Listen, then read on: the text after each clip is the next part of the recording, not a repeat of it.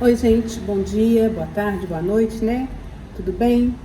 Então, ontem eu postei um vídeo falando um pouquinho para vocês sobre a teoria da imprevisão e surgiram algumas dúvidas que eu gostaria de esclarecer, né, para que a gente possa saber o que a gente está falando, o que a gente está fazendo.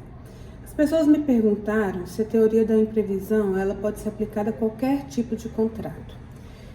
Nos exemplos que eu dei ontem, eu falei de contratos que sofreram modificações, alterações da sua situação, né, em decorrência da pandemia do coronavírus. Então, eu dei o exemplo de contrato de aluguel comercial, porque as empresas, né, as lojas, os shoppings estão fechados, ou não estão funcionando no seu horário integral, ou não está tendo consumidor. Então, o objeto desses contratos é o imóvel comercial, ele tem um objeto distinto, né? Eu falei das escolas particulares, escolas de língua, academias, tem outras, né? Clubes, Topic e outros tantos prestadores de serviço que a gente faz contrato todo dia, toda hora.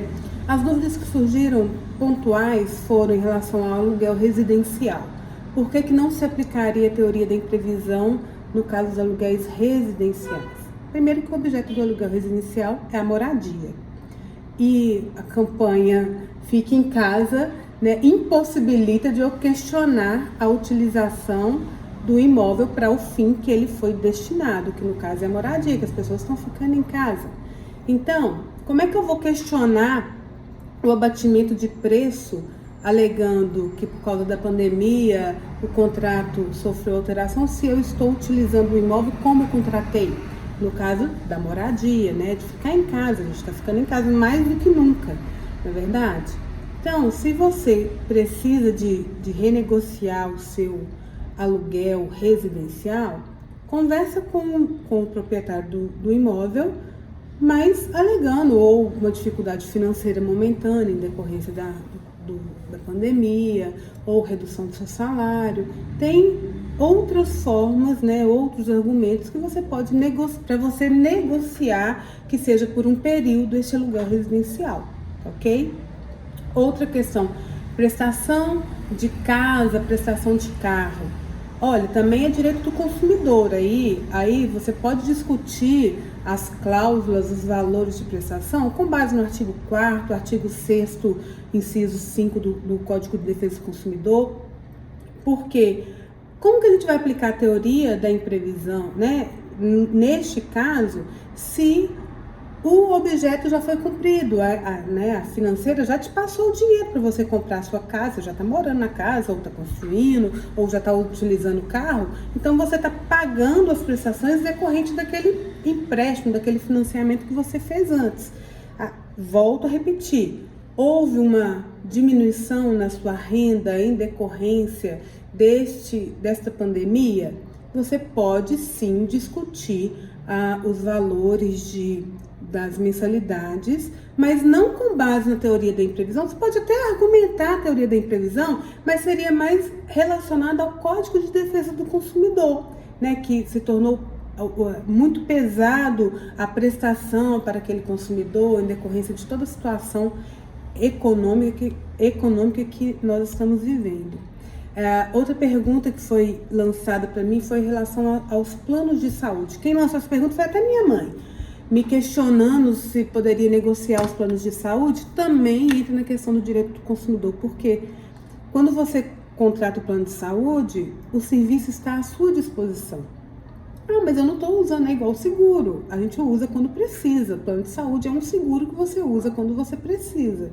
Então, você paga as prestações independente de estar ou não utilizando o plano de saúde naquele momento, não é verdade?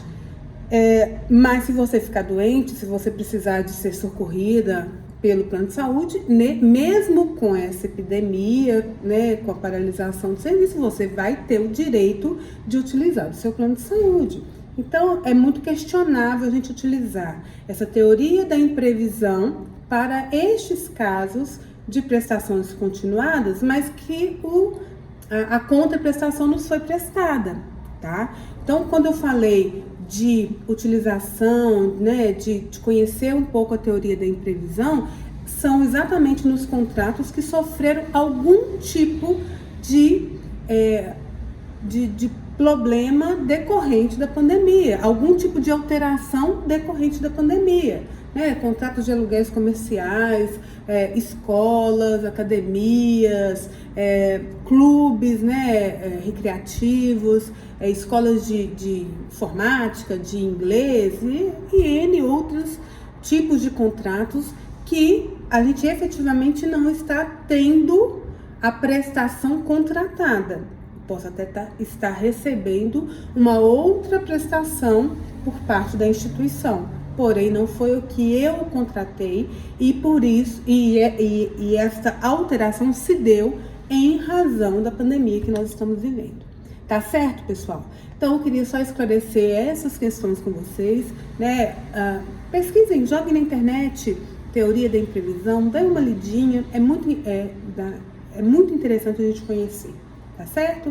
Então tá, fiquem com Deus e até mais.